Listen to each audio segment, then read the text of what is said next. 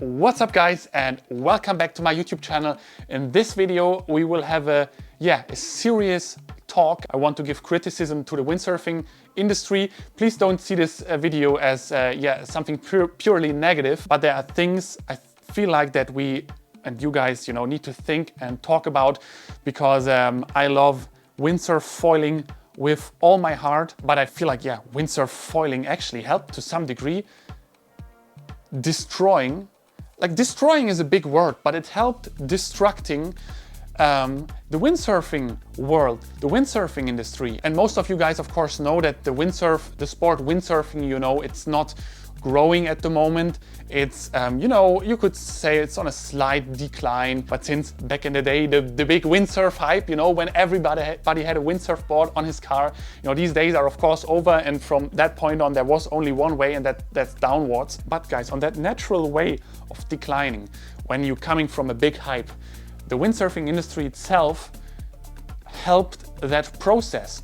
Also with foiling, of course, first came kitesurfing, then came social media, which windsurfing had a really hard time to adopt to, and then now wingfoiling. But before wingfoiling came the windsurf foiling. And now, guys, I will tell you the story of how I learned foiling, windsurf foiling, together with my dad, and the gear struggles that we encountered on the way. And after that, I will give some very direct critique to the windsurfing industry.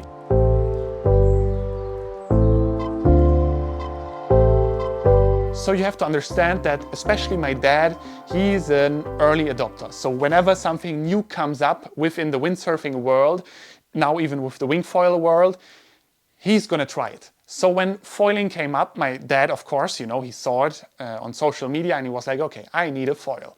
So we actually were one of the firsts, I would say, that, went for the foiling experiment in Germany. Of course, others tried it before us, but we really were one of the firsts. My dad basically bought us the first foil, and it was a foil from Horu.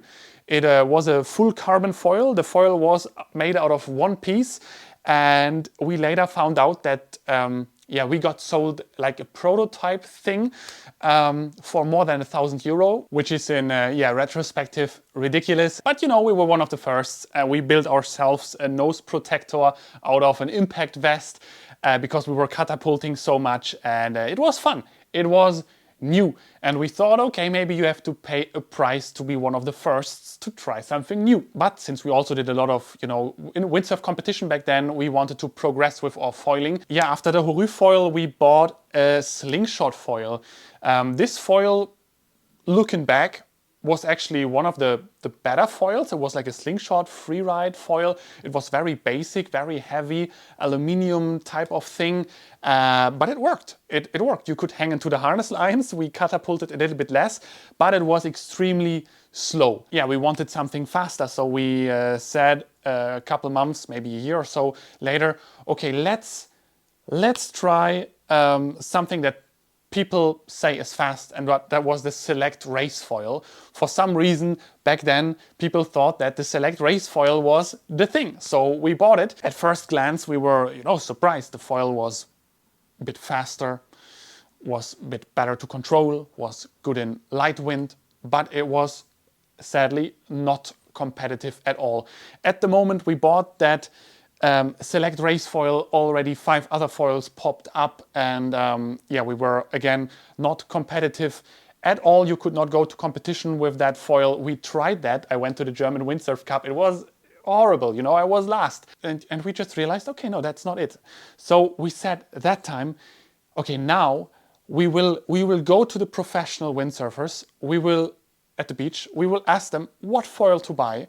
We'll buy exactly that, and see how it goes. In between, by the way, we tried a Neil Pride foil that had some hype in between also. Anyway, we went to the beach, and everybody said starboard foils, that's the crazy shit. That's the stuff that you need. So my dad decided, since we spend pretty much all of our money on windsurfing anyway, let's buy the starboard foil. And just so you guys know, we are talking about a couple of years, of course, where we bought all this equipment? Well, we got the starboard foil, but we quickly realized that for some reason our foil was different to the foils that the professionals had.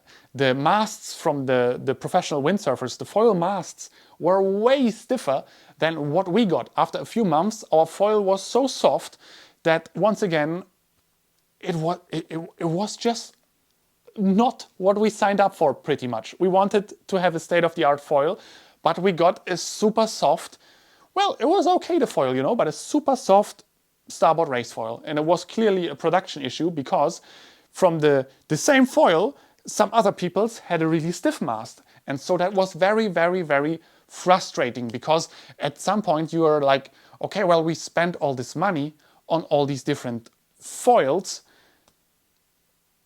but we are not getting what is pretty much written on it. But of course, guys, as you know, I'm still a very passionate foiler, so you can be sure I never gave up. We never gave up.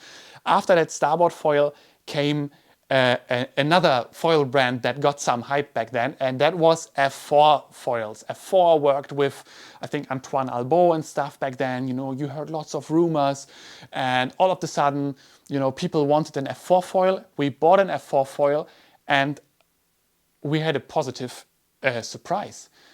The F4 managed to be one of the first brands to commercially sell masts that were really, really stiff.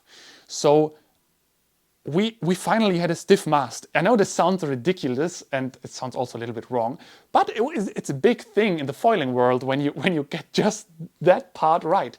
So now that we had a foil where we felt it's working, we bought some accessories. I also, in between all of that, I was sponsored by F4, and you know, so we stacked up some front wings, some fuselages, some back wings, and we started tuning. Unfortunately, once again, the same realization kicked in.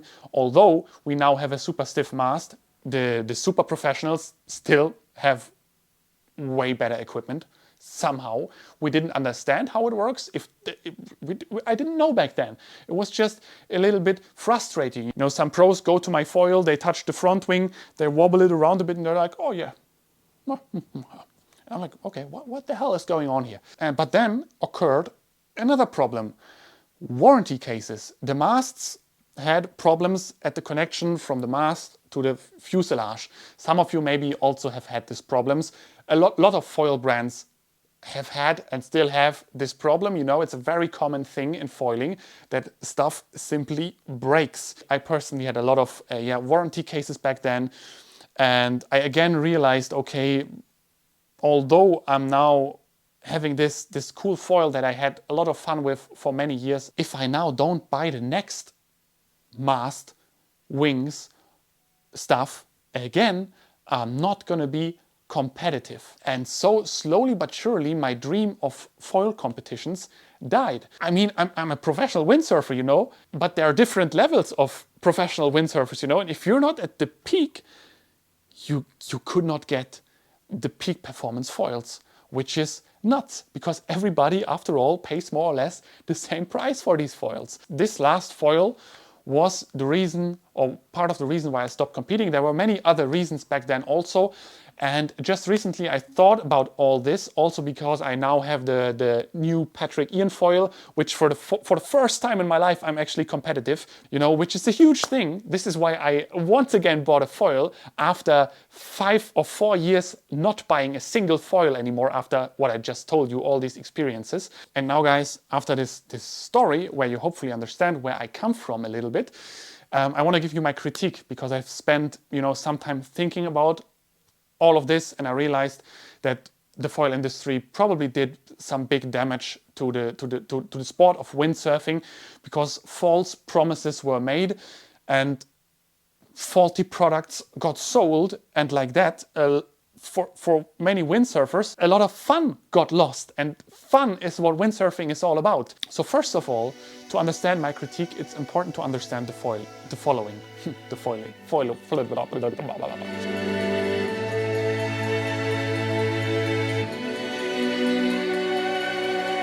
Since the emergence of the foil windsurf thing, a lot of promotional effort has gone into foiling. Also by people like myself, because although all these, you know, negative gear things happened. I'm a very positive person, so for some reason I enjoy this kind of struggly journey.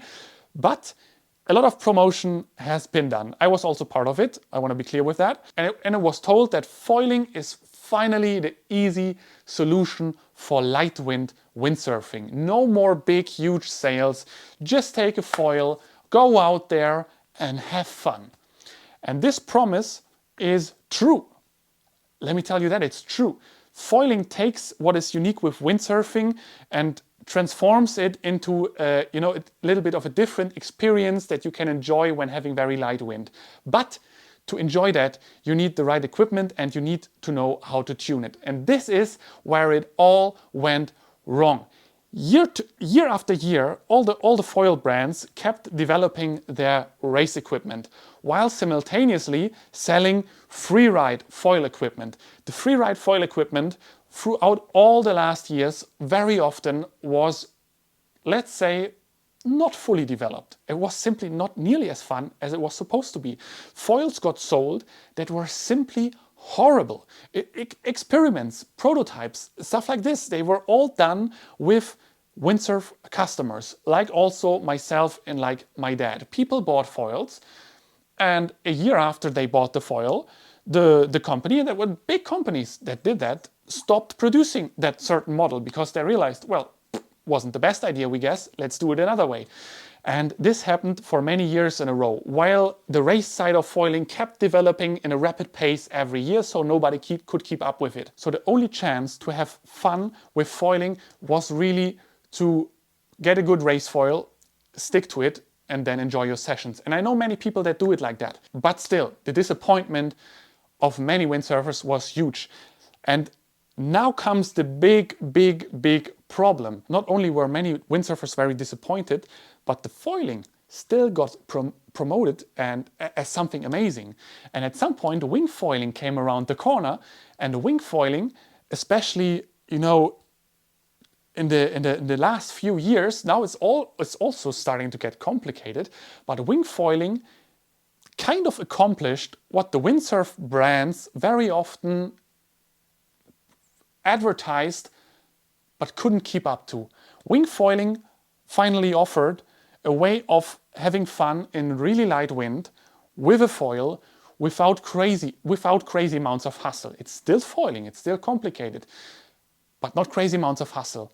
While the windsurfing side of things got worse and worse. And let me be straight, windsurf foiling is not wingfoiling. These are two different sports. I can do both. I enjoy the one thing and I enjoy the other thing. But with winging, you don't have that windsurf feeling. You don't have that same cruisy feeling of hanging in the harness, being in the foot straps, just laying back. You don't have it. And this is why I'm making this video, because windsurf foiling actually is important to me, and especially windsurfing, classic windsurfing, is also important to me. And I feel like there are simply unsolved problems here. So here are 3 points that I want to criticize, constructive criticism in short.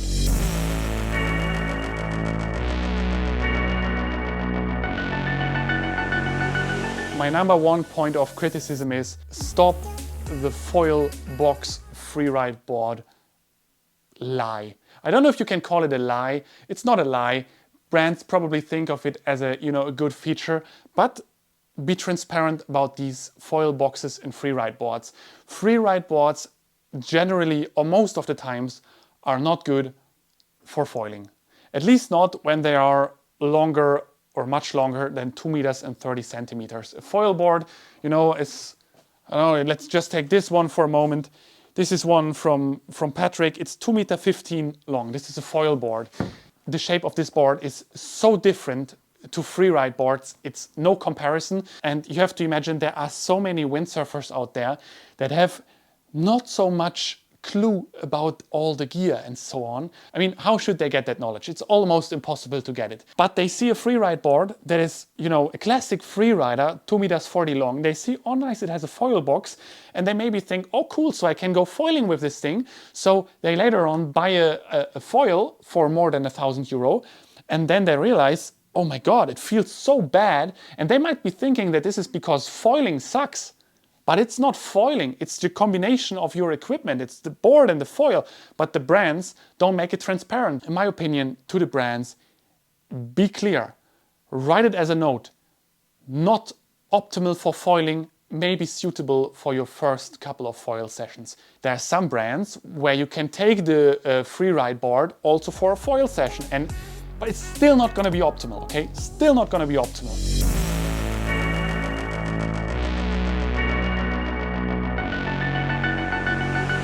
The second point of criticism is even more important than the first one, because let's be honest, the first one, you could also say it's not a bug, it's a feature. People have the ability to put that foil on the free ride board. If they don't know that it's not going to work, it's their problem. But point two is, in my opinion, there can't be any discussion about it. Please do not release unfinished products. Don't release unfinished, not fully developed foils. Don't do that.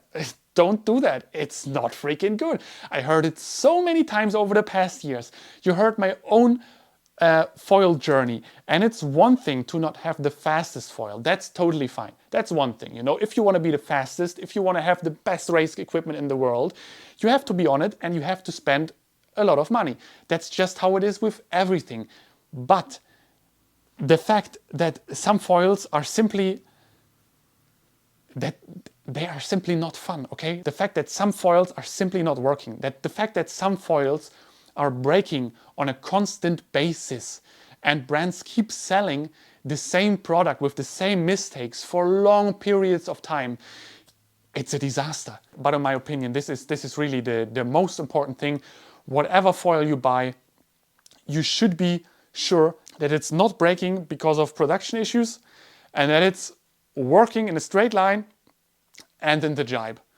And if you manage to do that, we already accomplished a lot. And a little side note, it's also the Windsurf media's job, the magazine's job, to talk about stuff like this if it comes up. Never heard about it anywhere, that any of these things could potentially be a problem. Maybe I didn't read the articles, maybe they don't exist, I don't know. And by the way, if you enjoyed the video until here, if you found it informative and maybe learned something, feel free to leave me a thumbs up. Write me, please, your experiences in the comments below. It's going to be very interesting for sure, also for some brands that watch this. Maybe they also will look at the comments. What are you expecting from your foil experience? What do you want to do on the water? Are you just a classic windsurfer, or would you try windsurf foiling if you knew for sure what equipment would work in what way and maybe it would not be that crazy expensive? Let me know in the comments. And of course, guys, subscribe to the YouTube channel to not miss the next videos.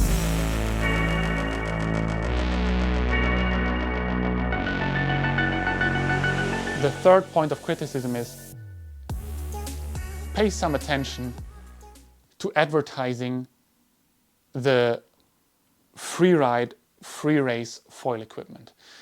I'm here in our own surf shop, the Wind Lounge. Okay, we are running this surf shop. I'm here pretty much every day, also helping people to find foils. And people come here and they ask me, Mario, I want to start foiling, and I have no idea.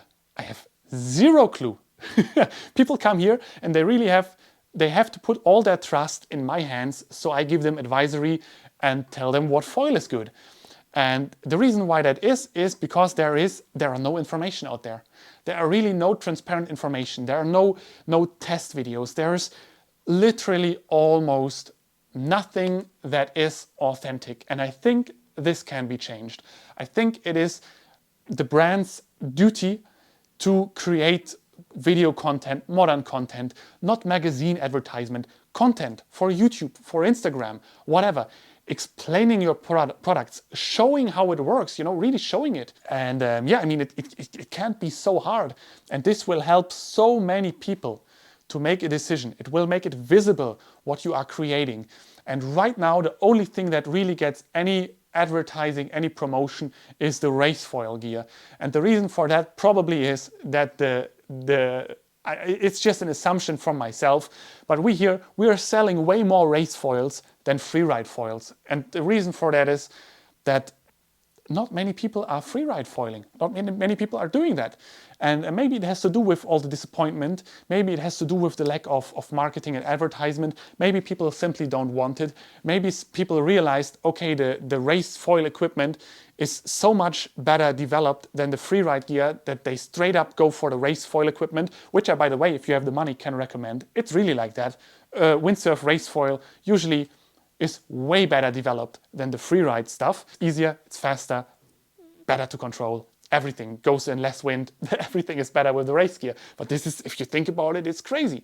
I hope we can put a little more attention to the freeride windsurf foil stuff, because there's very few things existing in that domain. Now I gave some criticism, but I also want to give some constructive ideas. They are actually very simple. First idea, complete packages. I'm here in a surf shop. I need a complete package, you know. This is like, I can give this straight to Patrick, and I'm very good with Patrick. They are one of our best partners here in the surf shop. But I have this board, the foil ride. Why can't I sell it straight up in a package, where it's developed together and the customers simply know, okay, it's gonna cost some money. It's a board plus a foil, won't be cheap, but it works together perfectly. Packages, I guess some brands already have that, but then maybe the advertisement again is missing. I don't know, but I never saw any package here on our lakes or anywhere. So yeah, it can't be that big of a thing. This I think is important because wingfoiling, for example, does that very well. Second thing is make tuning transparent. To all the brands, you can't rely on the 3 or 4 windsurf YouTubers that exist on this planet to do all that. Like, it's your job to explain how the tuning works. Even I myself, with my race foil, I had to find out most of it myself. It is, why can't you, if you put all that money into developing the stuff, into producing it, spend a few thousand euro on creating tutorials on the tuning, especially also on the tuning of the freeride gear. That would be so incredibly helpful and would enable a lot of people to get that foiling experience. Yeah, and the last thing is pretty much the same thing as in my criticism. Invest in average windsurfers marketing, not just with foiling. I get so many comments of you guys that you enjoy it so much when I go freeriding, for example.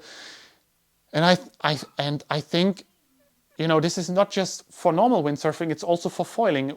It's hard to do because I myself, I'm a racer, and all the professional windsurfers are also racers, but it's the brand's job to then create incentives to say, okay guys, here, take that freeride stuff, go for a week to that place, create some stuff, some content, and let's promote the equipment. But I believe these things are possible, and I believe there is a lot more room than just, you know, a website page with some information on it and some surf shops with some information on the website, and that can't be it. Come on, we can't go down like that. No. And guys, my voice already hurts a little bit. I talked a lot. At the very end, I want to give an offer. I don't want this to sound fishy or weird, but guys, we have a lot of influence right here. This YouTube channel became very big over all the years. Also, our surf shop, it's growing and growing. So here are 3 direct offers. So it's not just empty words right here. The first offer is concerning me and my YouTube channel. If you're a foil brand out there and you understand what I'm talking about and you want to work on it, for example on the advertisement, feel free to contact me.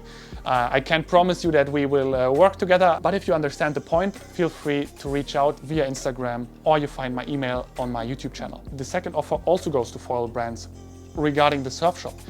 If you feel like you're already doing what I'm talking about, feel free to reach out to us, and we maybe can help you with promotion, you know, sell your equipment, test the equipment. See if we maybe can get something going, because maybe there are brands that I did not have in my mind with all of this. But guys, of course, we already have some of the let's say best free race foils that we could find in our surf shop. So yeah, feel free to check that out anyway. And the last offer goes to the customer. It's not really a free offer, but if you want to try windsurf foiling, and I really can only recommend it to you, I love it with all of my heart. Oh, sorry, 50%, 60, maybe even 70% of my sessions right now are foiling here at our lakes. It's gusty here. If you want to try it and want to buy windsurf foil equipment, and I'm going to tell you straight, it costs a little bit of money. You can also hit us up at the Wind Lounge. We are happy to give you advisory. I do most of that advisory myself, so I personally, answer your emails. That was that, guys. The video is over. I hope you enjoyed it. I again want to say I come from a positive place. Windsurfing is a positive thing, I do it every second day. I again train for competition now that I have a competitive foil again, and I feel like it again. And yes, soon we're gonna have the next videos here on my Windsurf YouTube channel. So subscribe to not miss that. Thumbs up if you enjoyed it. Your comments are very welcome. I'm super interested in on reading them. And guys, feel free to share the video. Maybe we can get something going. Bye-bye.